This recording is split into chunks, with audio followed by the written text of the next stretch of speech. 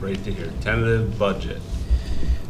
Kristen presented a first read in June. She'll go through the tentative budget tonight. She'll highlight a couple key changes from June to July. And then there were a few questions submitted. She'll make sure she points those out. But overall, the deficit is decreased to 646 for next fiscal year. And so I'll let Kristen go through her presentation and then talk a little bit to the board. Yes, so after updating the budget with the June 30th actuals, we looked through every individual line item to see what our actual expenditures were and where we could decrease some expenditures, but also increase revenues. So in order to reduce the deficit, where we started to get it down to 646, we increased revenues such as corporate personal property replacement tax, special education reimbursement, as well as local revenues, which consists of things like age group gymnastics, pay to participate for athletics, some line items like that were local fees that came in higher than normal. We re-looked at the 3-year average. And then we decreased expenditures such as paid services. So for example, legal services came in probably $35,000 under budget this year. We don't anticipate needing more services than what we got this year, so we decreased that line item significantly, as well as special education transportation came under. Salaries and based upon new hires, there was a question about that. So when we build the budget, we don't really have a clue as to who we're hiring at that point, so we put in the most expensive situation, family insurance, and an employee with a master's degree, and then we go in and modify once we actually hire someone to update those line items. What do we consider a seat or a workstation worth? I'm sorry. What do we consider a seat or a workstation worth, like a person? So for a teacher, yeah. We budget $60,000, Okay. and then we also budget for the family insurance as well. So roughly 80. About 80. Okay. And then non-capital technology, we were able to reduce that budget, and we're in meeting with the director of technology to finalize things. We realized there was an error, so that reduced that particular line item by $20,000. Then there were a few other questions that were submitted. So the school budgeting process is typically conservative on the revenues and more realistic on the expenditures. That's a very traditional and typical practice among school districts, especially in this area. We don't have the revenue number, so we're always estimating what our revenues are going to be, whereas we know what our expenditures are. The substitute budget is based on a 3-year historical information. It was high this year for teachers as a whole, but then on top of that, we also had additional FMLA leaves and maternity leaves, which are hard to anticipate.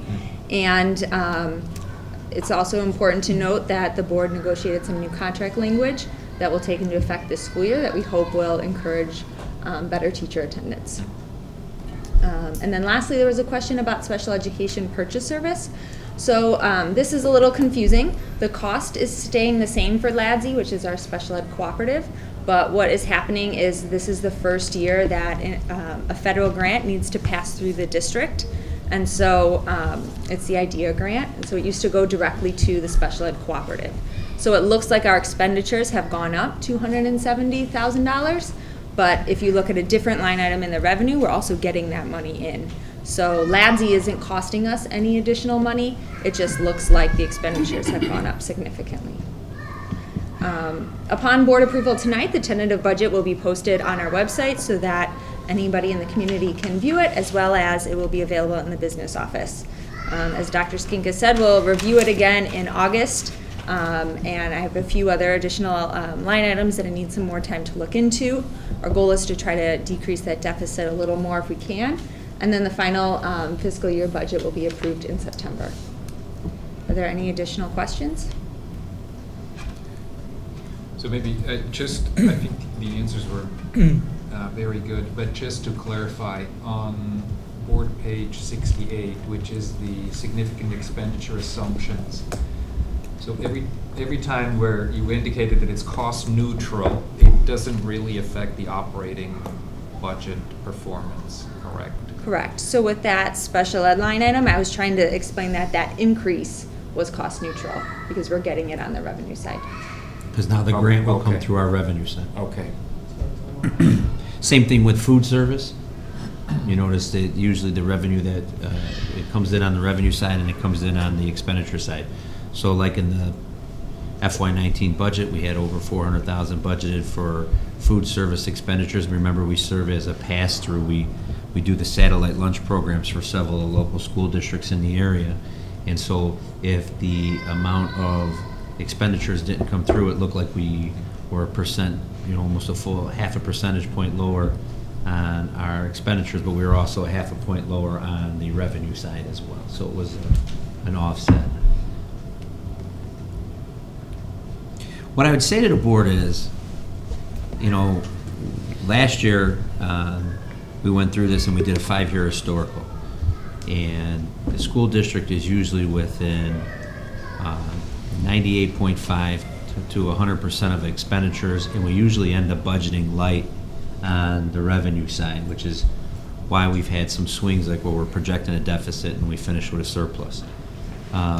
This year we had some increase in investments, and Kristen went through the list of things, but we were projecting a $230,000 deficit. We finished with a $530,000 surplus, right? So it's a $700,000 swing. And for the first time in a long time, it wasn't because we got an influx of property taxes at the last minute, right? We only were 1% over what we budgeted. We had 101% of revenue. So really, it was because our expenditures came in less than what we had planned. So the thing I would say to the board, this year's budget is looking at a $600,000 deficit. I think we need to commit ourselves to looking and making sure we're looking at all the alternatives and having some plans in place. But I think it's important on a monthly basis when Kristen reports out expenditure reports, we really see how we're tracking. Because the one thing we don't want to do is create a panic and start pushing the panic button and look at making significant expenditure reductions, and then all of a sudden we finish with another surplus, right?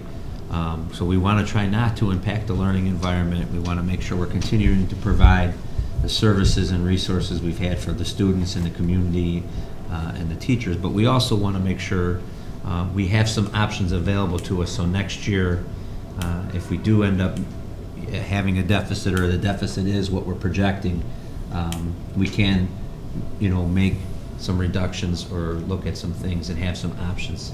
And so that's what I'm going to do as your superintendent, and work with Kristen, is try to continually, once we approve this budget, starting in October, November, start looking at attendance or enrollment projections, looking at some staffing options, looking to see if there's anything out there with other grants, resources from the state or federal government, so that we have a plan in place before we have to approve next year's budget. The good news is, finishing with a $530,000 surplus and then projecting a $600,000 deficit, it's almost a wash, right? We're not tapping into our fund balance to pay off this deficit, or lower our fund balance and even more to pay off the $600,000 deficit. So we should finish FY20 right where we were projecting to finish FY19, which is somewhat of good news, right?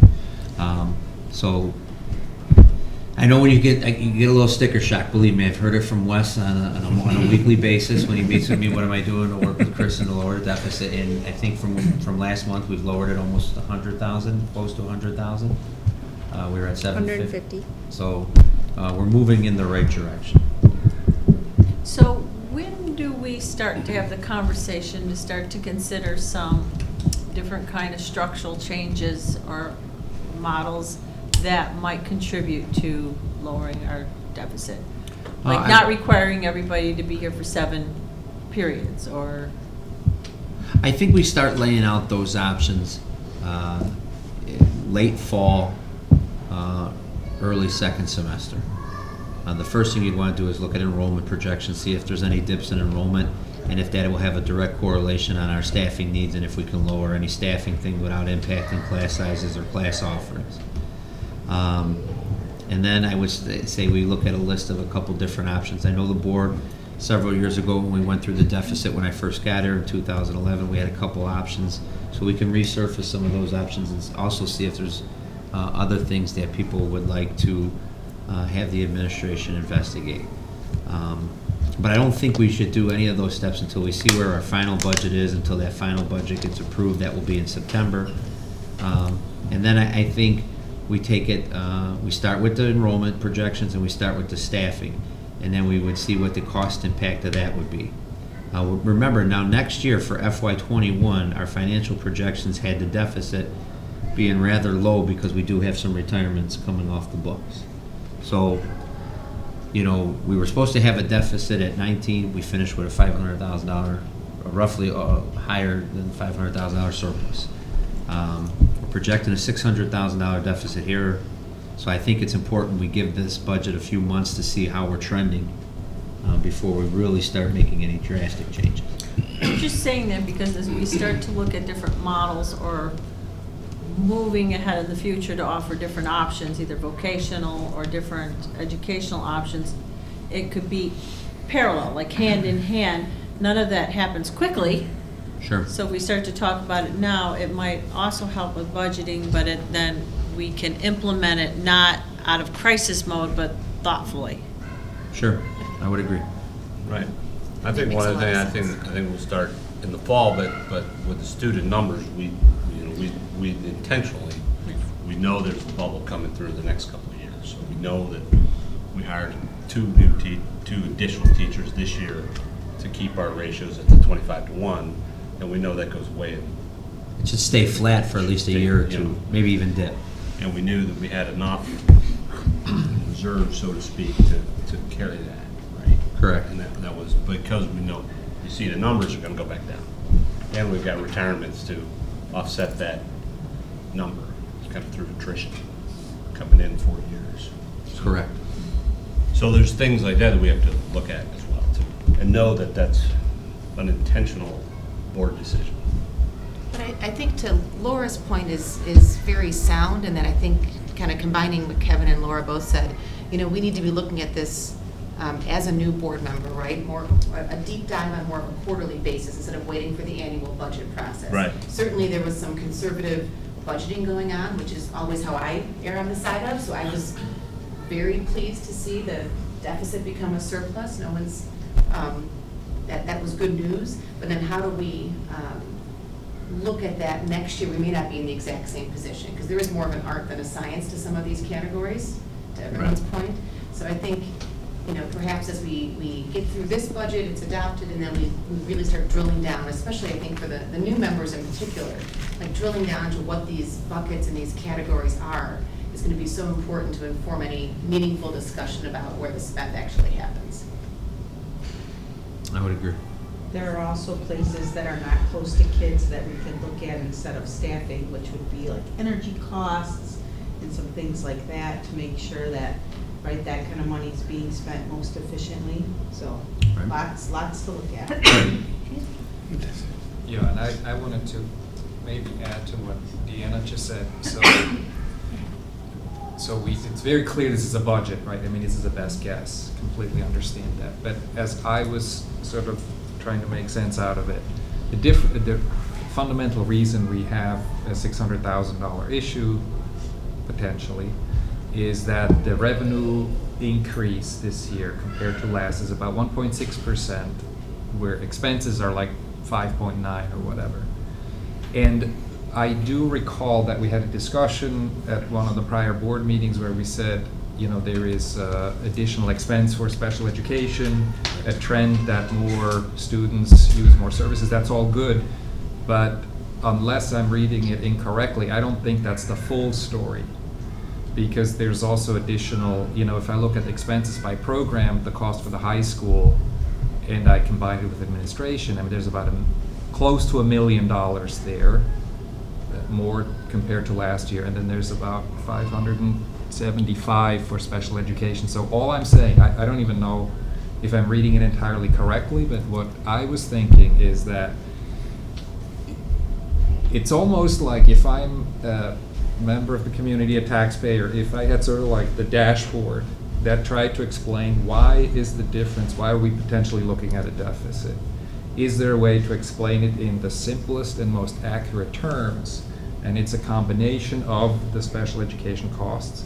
It's also a matter of the new contract that we Like salaries and negotiated, benefits. that we agreed to. Sure. And so all I'm saying is that in the interest of transparency and also just sort of setting a new, not a new standard necessarily, but a standard where we track this and explain it very simply and accurately now, and then we see, whatever happens thereafter, but with the long-term view of a couple of years from now, are we going to have to go back at some point with a referendum or not? I feel it's very important that we have a very crisp and hopefully very straightforward explanation of what happened. That's all. And I certainly don't have that right now, but I think that would be something to try to achieve. Sure. I agree completely. All right, so more discussion, this is good, that's good discussion. We need to, when we need the resolution to post it, we need to, this resolution is just to post it, Right. make it public. Right. I resolve that the Board of Education, Township High School District 208, Cook County, Illinois, hereby approves and adopts the tentative budget containing estimates of amounts available in each fund for said school district for the fiscal year 2019-2020, and be it further resolved that this tentative budget, following adoption by this Board of Education, shall be made conveniently available for the public for inspection for at least 30 days prior to final adoption thereof at the September 10, 2019 board meeting. Second. Any discussion about why we put it? Okay. Cool. Ms. Ruska? Yes. Mr. Jacobs? Yes. Ms. Sierra? Yes. Ms. Towner? Yes. Ms. Salas? Yes. Mr. Durkin? Yes. Mr. Joyce? Yes.